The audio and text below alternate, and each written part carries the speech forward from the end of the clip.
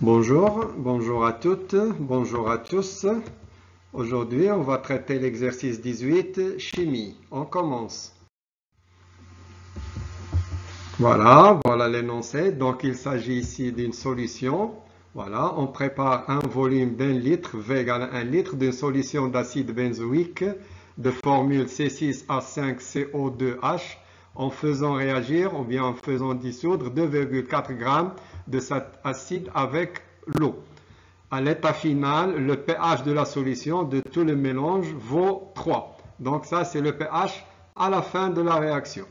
Première question classique, voilà, déterminer la concentration molaire de cette solution. Alors, on fait la différence entre la concentration d'une solution et la concentration d'une espèce chimique à l'intérieur de la solution, une concentration effective. Voilà, on commence. Voilà, par définition, le symbole c'est C.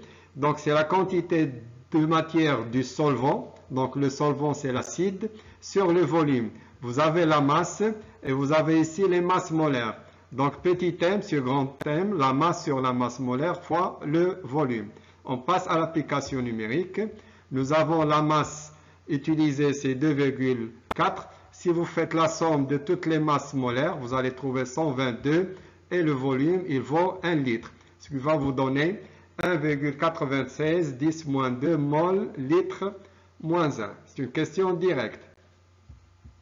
Voilà une autre question classique aussi. Parfois, on vous demande le tableau. Parfois, même si on ne vous le demande pas, parfois vous êtes obligé d'utiliser le tableau d'évolution. Donc, on va tracer ce tableau. Donc, premièrement, l'équation. En général, on met les deux flèches. Voilà, c'est une réaction. Si vous savez que c'est une réaction non totale, il faut mettre les deux flèches. Si vous n'en savez rien, il faut toujours mettre en général les deux flèches. Un cas sûr, si la réaction est totale, vous mettez une seule flèche. Voilà. Alors le tableau, donc ici nous avons ça, c'est l'acide. Elle va donner un proton H+ à l'eau. L'eau, il va jouer ici le rôle de la base. Donc c'est l'acide conjugué de l'eau. Et ça, c'est la base conjuguée de l'acide benzoïque. Le tableau, donc voilà. Donc nous avons l'état initial, nous avons C fois V, ou bien petit m, ici on a déjà calculé C et nous avons le volume. Donc je peux utiliser la quantité de matière initiale CV, CV moins X à l'état intermédiaire et à l'état d'équilibre, à l'état final. Voilà, donc ou bien on peut mettre ici à l'état final si on ne sait pas exactement.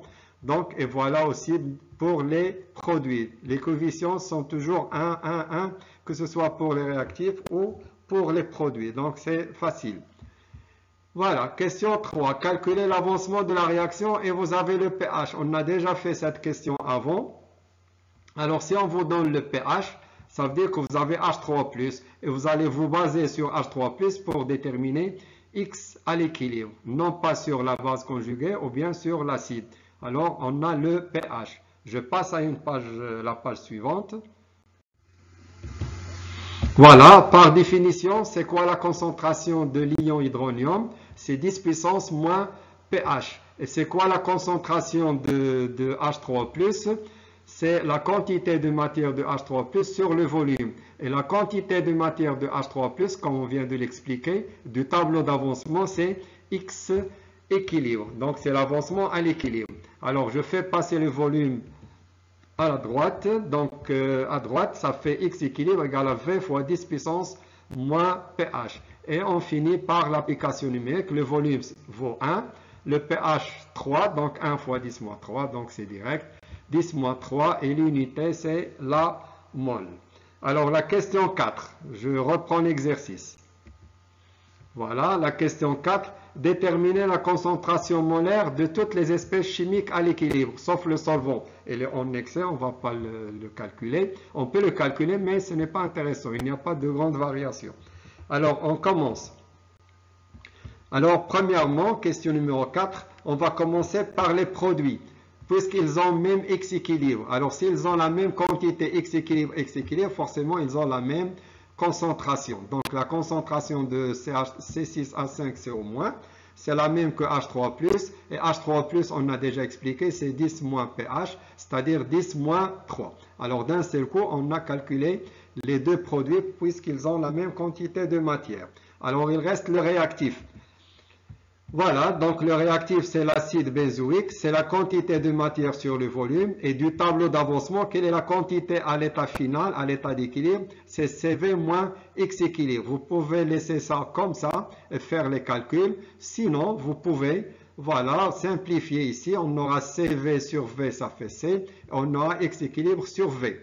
Et aussi, c'est quoi X équilibre sur V? C'est H3 au plus. Et même on peut aller plus loin, on peut remplacer H3 plus par 10 puissance moins pH. Mais comme on a déjà calculé 10 moins 3, on peut utiliser H3 plus et on peut s'arrêter ici puisque dans cet exercice, on a déjà la valeur de X équilibre. C'est à partir d'ici, vous pouvez faire l'application, ou bien à partir d'ici, ou bien vous pouvez utiliser le pH. Voilà l'application numérique. Donc nous avons la valeur ici que nous avons.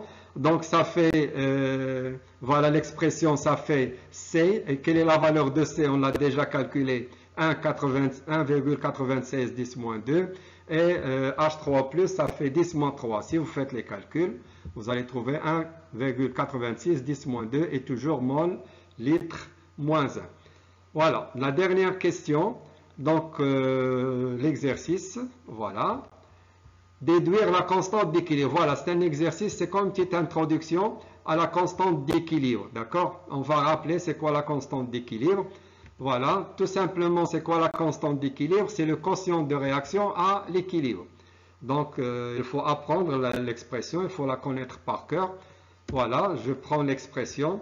La constante d'équilibre, ce n'est rien d'autre que le quotient de réaction à l'équilibre. Et c'est quoi le quotient de réaction à l'équilibre? C'est la concentration des produits que vous avez à droite sur la concentration des réactifs que vous avez à gauche.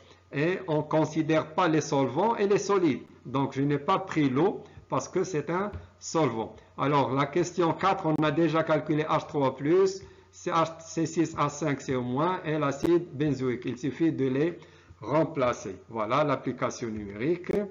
J'ai remplacé chaque concentration par sa valeur, 10 moins 3, 10 moins 3, et l'autre 1,86, 10 moins 2. Si vous faites les calculs, vous allez trouver 5,37, 10 moins 5. Et d'après le cours, on ne met pas l'unité, même si dans l'apparence ici, vous avez une unité. D'accord? Ça, c'est, voilà, ça, on ne va pas l'expliquer, mais ne prenez pas d'unité pour la constante d'équilibre. Voilà, j'espère que c'est clair. Alors, on verra d'autres exercices et on va utiliser le quotient de réaction. Bon courage, merci.